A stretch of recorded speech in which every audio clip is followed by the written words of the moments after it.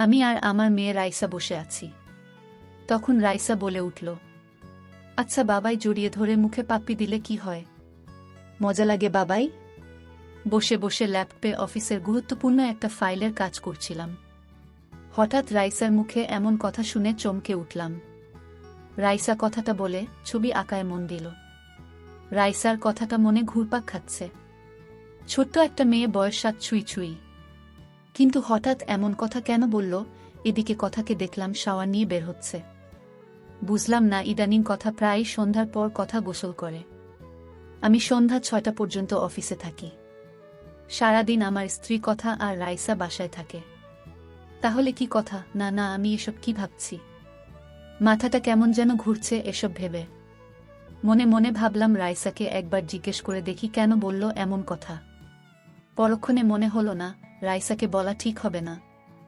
রাত্রে শুয়ে শুয়ে ভাবছি, রাইসা হঠাৎ এমন কথা কেন বলল। আমি কিছুই বুঝে উঠতে পারছি না। আমি আর কথা স্বামী স্ত্রীর, আর আমরা কখনো রাইসার সামনে এমন কিছুই করিনি।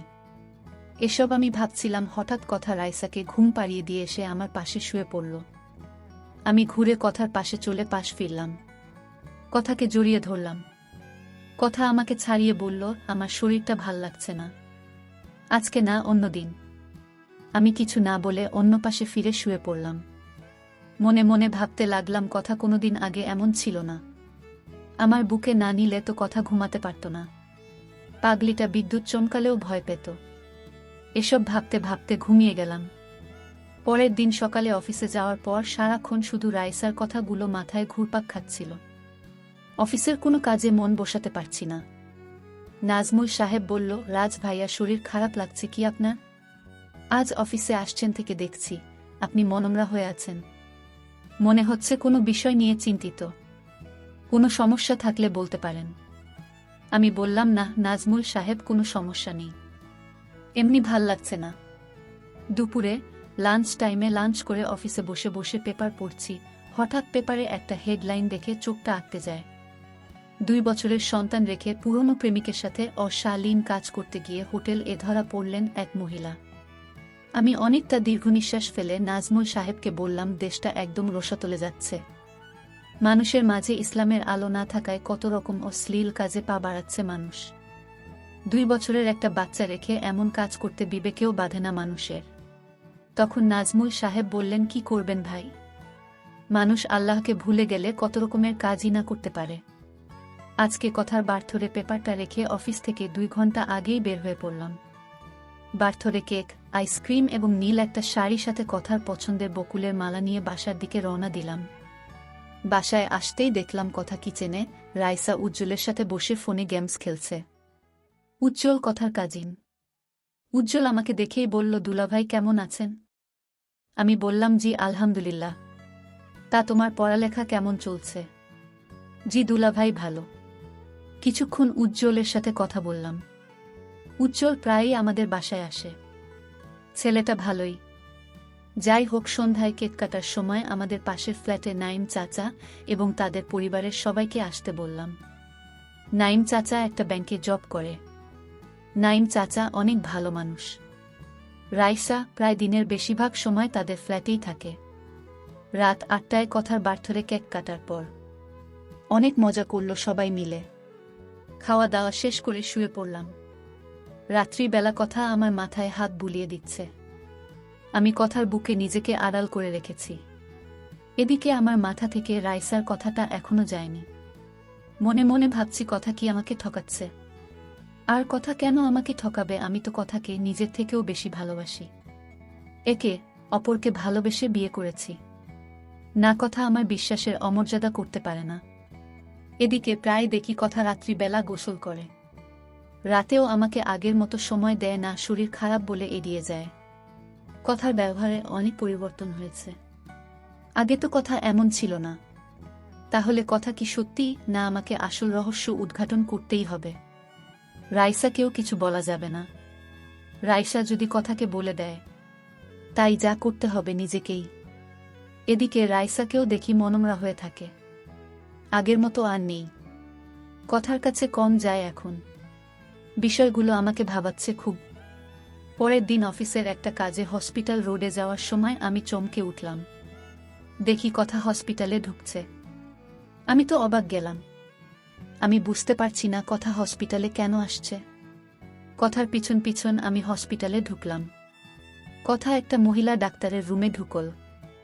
সেখানে থেকে কথা কিছুক্ষণ ডাক্তারের সাথে কথা বলে রুম থেকে বেরিয়ে আসল। আমি তাড়াতাড়ি করে জানালার কাছ থেকে সরে আসলাম। কথা হসপিটাল থেকে বের হতেই সে ডাক্তারের রুমে থেকে একটা নার্স বের হলো। নার্সকে কথার কথা জিজ্ঞেস করতেই বলল, উনি তো এবার ওষুধ নিয়েই কথা বলতে এসেছিল মনে হয়। নার্সের কথা শুনে মুহূর্তের মাঝে বুকের ভেতর চিনচিনে ব্যথা অনুভব করলাম। সবকিছু কেমন যেন ওলটপালট লাগছে। হসপিটাল থেকে বের হয়ে আমি ও কথার পিছু নিলাম। কথা একটা শপিং মলের সামনে গিয়ে নামল। তারপর কথা কাকে যেন ফোন দিল। কিছুক্ষণের মাঝেই একটা ছেলে আসল শপিং মলের সামনে আসলো। কথা ছেলেটাকে নিয়ে শপিং মলে ঢুকল। কিছুক্ষণ পর কথা ছেলেটাকে নিয়ে বের হলো। এই মুহূর্তে আমি কি করব কিছু ভাবতে পারছি না। ঘড়ির দিকে তাকিয়ে দেখি বিকেল ৩টা বাজে। কথা ছেলেটার সাথে রিকশায় উঠল। আমিও তাদের পিছন পিছন একটা রিকশা নিয়ে ছুটে চললাম। কিছুক্ষণ পর কথা আর ছেলেটা বড় একটা ৫ তারকা হোটেলে ঢুকল। আমি কথাকে ফোন দিলাম। দুবার ফোন রিং হতেই কথা ফোনটা ধরেই ওপাশ থেকে সালাম দিল। আমি সালামের জবাব দিয়ে বললাম, তুমি কোথায়? কথা বলবো কোথায়, আবার কিচেনে রান্না করছি। কথা জানে আমি সন্ধ্যার আগে অফিস থেকে বাড়ি ফিরব না। আমি কি বলবো কিছু ভেবে পারছি না। এক মুহূর্তে মনে হলো আমার সবকিছু শেষ। আমি ভাবতেও পারছি না কথা আমাকে এভাবে ঠকাবে। বুকের ভেতরটা ফেটে যাচ্ছে। তাহলে রাইসা এইসব নোংরামি দেখেছে। চাই ও সেদিন আমায় ওই কথাটা বলেছিল। রাইসা কিছু ভাবতে পারছি না। আমি চোখের পানি মুছে হোটেল থেকে সোজা বাসায় চলে আসলাম। বাসায় আসার প্রায় ২ ঘন্টা পর কথা বাসায় এসে আমাকে দেখে খানিকটা ঘাবড়ে যায়। আমি কথাকে জিজ্ঞাসা করলাম, কোথায় গিয়েছিলে? কথা বলল, বান্ধবীর বাসায় গিয়েছিলাম। তখন আমি রেগে গিয়ে বললাম, তাহলে আমাকে যে বললে কিচেনে? তখন কথা কাপা গলায় বলল, সরি, অর্পণাদের বাসায় গিয়েছিলাম। তুমি যদি রাগ কর তাই বলছি কিচেনে।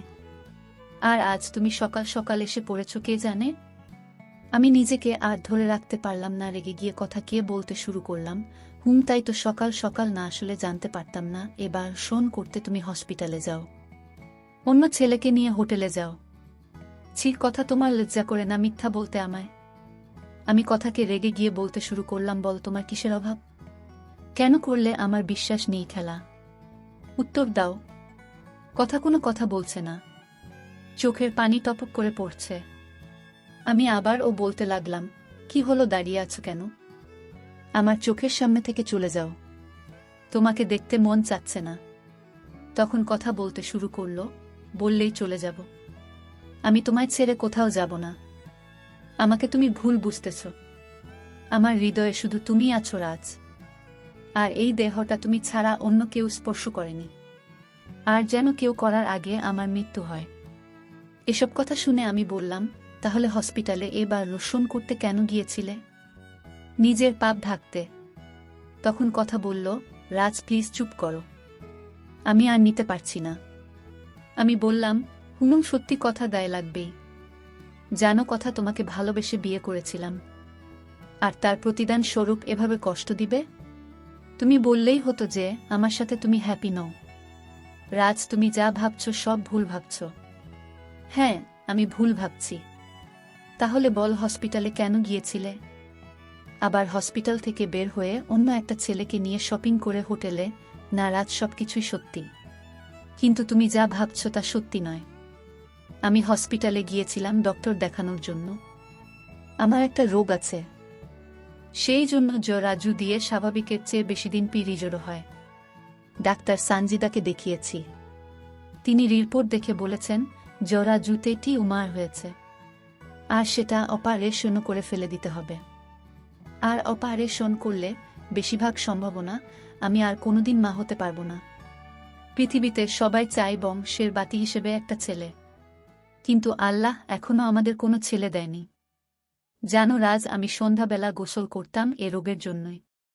রাতে খুব করে মন চাইতো তোমার বুকে মাথা রেখে নিজেকে সর্পে দিতে। কিন্তু যখন জরায়ু থেকে ব্লাড নির্গত হতো খুব কষ্ট হতো। আর তোমাকে এই বিষয়টা জানায়নি। তুমি যদি কষ্ট পাও তাহলে আমি যে এখনকার ব্যথা সহ্য করতে পারছি হয়তো তোমার তখনকার ব্যথা সহ্য করতে পারতাম না। কিন্তু আজ আমাকে স্থির প্রমাণ করতে বলতেই হলো। ক্ষমা করে দাও আমায়।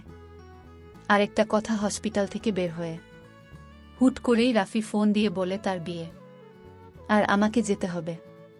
ছোটবেলায় বাবা মাকে হারিয়ে যে এতিমখানায় বড় হয়, এতিমখানা থেকে পড়ালেখা করে চান্স পায় ঢাকা বিশ্ববিদ্যালয়ে।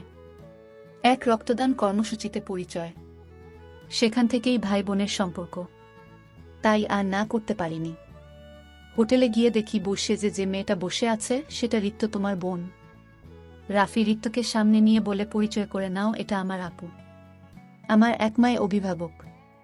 আমি বুঝতে পারছিলাম না কি হচ্ছে। ঋত্য তোমার বোন, যে তোমাকে ছাড়া কিছুই বুঝতো না, সে ঋত্যই তোমাকে ছাড়া বিয়ে করছে না জানিয়ে। সবার সামনে ঋত্যের গালে চড় বসিয়ে দেই। ঋত্য আমার পা ঝাপটে ধরে বলে, ভাবি আমায় ক্ষমা করে দাও, ভাইয়াকে কিছু বলো না। তারপর ঋত্য সব খুলে বলে আমায়। মানে কি বলছো এসব? হ্যাঁ ঠিকই বলছি, আজ আমার বলতে কোনো বাধা নেই, বলতেই হবে আমার।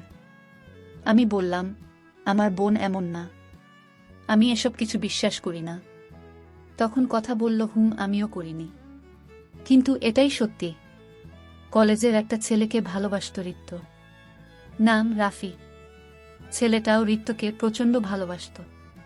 তাদের ভালোবাসার বন্ধনটা ছিল পবিয়ে। কিন্তু একদিন কলেজ ফাংশনে যোগ দেওয়ায় ঋত্যের মেসে ফিরতে ফিরতে সন্ধ্যা লেগে যায়। আর এই সুযোগে একদল নরপশু ঋত্যের শরীরে ধর্ষী তারও ছাপ বসিয়ে দেয়। জানো রাজ, আমাদের সমাজে ধর্ষকের জায়গা হলেও হয় না ধর্ষী তার জায়গা। এদিকে ঋত্য ধর্ষিতা হওয়ার কথা কাউকে জানায়নি। কিন্তু কয়েকদিন পর ঋত্য স্থির করল রাফিকে সব বলে দিবে। তাই রাফিকে নিয়ে কলেজের পাশ দিয়েই যে নদী বয়ে গেছে সেখানে নিয়ে যায়। এটা ঋত্য আর রাফির প্রিয় জায়গা। ঋত্য ভনিতা করা বাদ দিয়ে বলতে লাগে, রাফি আমাকে ভুলে যাও। কথাটা ঋত্যকে যতটা আঘাত করে তার চেয়ে আঘাত করে ঋত্যর পাশে বসে থাকা রাফির বুকে। রাফি স্তব্ধ হয়ে যায়। রাফি, তুমি আমাকে ক্ষমা করে দাও। আমি চাই না কোনো ধর্ষী তার জন্য তোমার জীবনটা নষ্ট হোক। জানো, আমি ভাইয়াকেও বলতে পারিনি। আমি চাই না আমার ভাইয়ার দিকে কেউ আঙ্গুল তুলে বলুক, ওই যে ধর্ষী তার ভাই যাচ্ছে। তোমার দিকে কেউ আঙ্গুল তুলে বলুক যে ধর্ষী তার স্বামী যাচ্ছে। তাই এই নষ্ট জীবন নিয়ে আর বেঁচে থাকতে চায় না। রাফি ঋত্যের গালে কষে চড় বসিয়ে দিল। কি মরতে চাও তবে আমার সঙ্গে নিয়ে মরো। একা কেন মরবে? আজ তোমার ধর্ষিতা হওয়ার পিছনে দেশের কিছু যার সন্তানই দায়ী। আমাদের মতো পুরুষের ব্যর্থতা নারীদের নিরাপত্তা দিতে পারিনি। নারীরা প্রতিটা পদে পদে নিরাপত্তাহীনতায় ভুগে। আমি তোমার দেহটাকে নয়, আমি তোমার বুকের বাপাশে লুকিয়ে থাকা মনটাকে ভালোবেসেছি, যে জায়গা শুধু আমারই।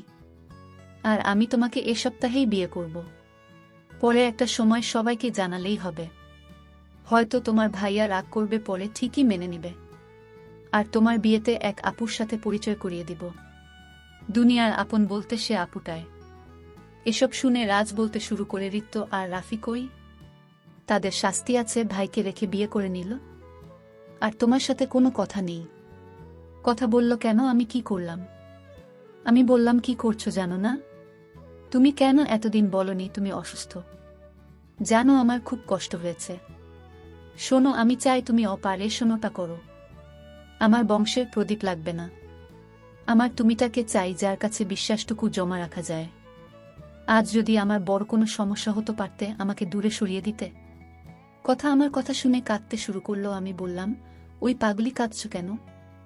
বুকে আস। কথাটা বলার আগেই বুকে কারো অস্তিত্ব অনুভব করলাম। শার্টটা কারো চোখের পানিতে ভিজে যাচ্ছে। বুঝতে পারলাম আজ বৃষ্টিপাত ভালোভাবেই হবে। এ বৃষ্টি এ ভালোবাসার ভূমিকে নতুন রূপে সাজাতে ঝরছে। হঠাৎ রাইসার কথা মনে পড়ল। আচ্ছা বাবাই, উলম্ব হয়ে জড়িয়ে ধরে মুখে পাপ্পি দিলে কি হয়? মজা লাগে বাবাই? হঠাৎ মনে হলো রাইসা কারো কাছে যৌন হয়রানির শিকার হচ্ছে না তো।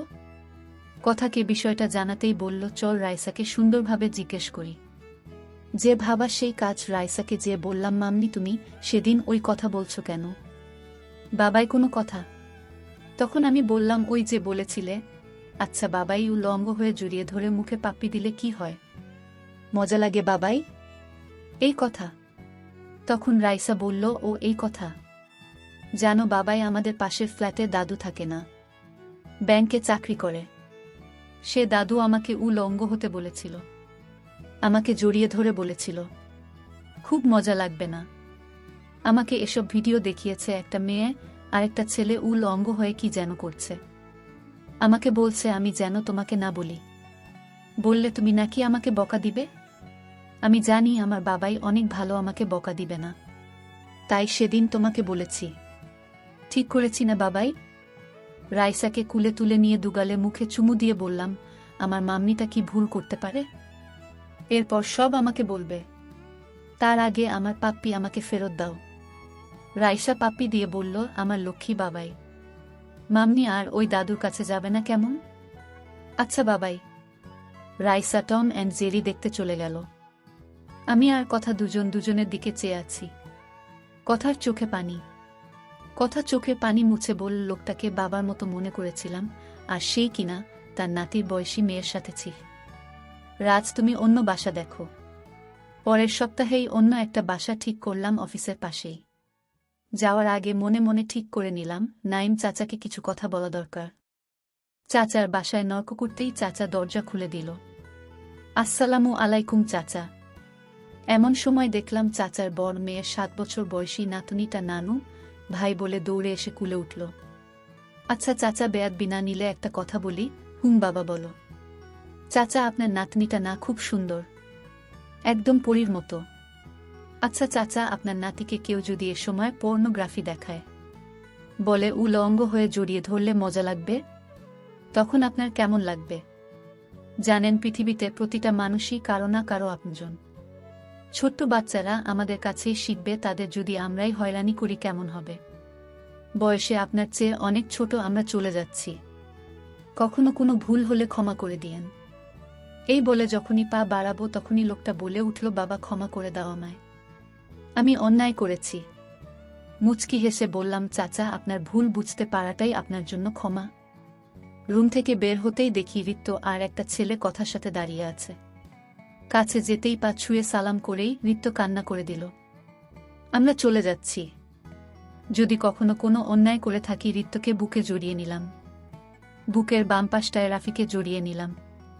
আর যেন মনে হলো আমার পৃথিবীটা পরিপূর্ণ এক সুখ অনুভব করলাম। এ সমাজে নারীরা কোথাও সেফ নয়, ঘরের মেয়েদের সাবধানে রাখবেন, ছোট বাচ্চাদের একা কোথাও ছাড়বেন না। ধন্যবাদ সবাইকে।